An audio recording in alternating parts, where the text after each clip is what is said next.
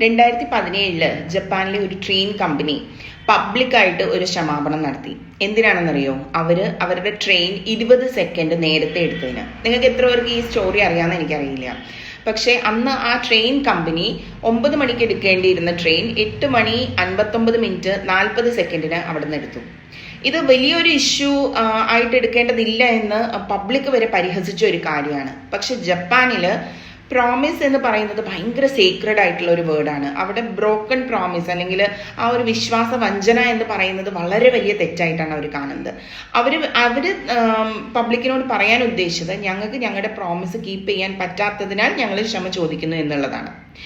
ഇനി എനിക്ക് ഇവിടെ ചോദിക്കാനുള്ളത്, എത്ര പേര് നമ്മളിൽ കഴിഞ്ഞ ആഴ്ച ആരെങ്കിലും ഫോൺ ചെയ്തിട്ട് ഞാൻ ഇപ്പോൾ വിളിക്കാട്ടോ എന്ന് പറഞ്ഞ് ഫോൺ വെച്ചതിന് ശേഷം പിന്നെ വിളിക്കാണ്ടിരുന്നിട്ടുണ്ട്? എത്ര പേര് 5 മിനിറ്റ് കഴിഞ്ഞിട്ട് വരാട്ടോ മോനെ എന്ന് പറഞ്ഞിട്ട് നമ്മൾ 30 മിനിറ്റ് ആക്കിയിട്ടുണ്ട്? എത്ര പേര് ഞാൻ ദാ വീട്ടിലെത്തി എന്ന് പറയുമ്പോൾ പോലും നമ്മൾ ഇറങ്ങേണ്ടടുത്ത് നിന്ന് ഇറങ്ങിയിട്ടില്ല?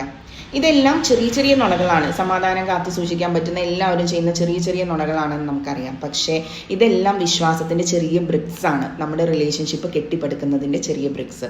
അപ്പോൾ നമ്മൾ ഓരോ പ്രാവശ്യം ഈ പ്രോമിസ് അങ്ങ് ബ്രേക്ക് ചെയ്യുമ്പോഴത്തേക്കും ഈ ബ്രിക്സ്, ഈ വിശ്വാസം അവിടെ തകർന്നു പോവുകയാണ് ചെയ്യുന്നത്.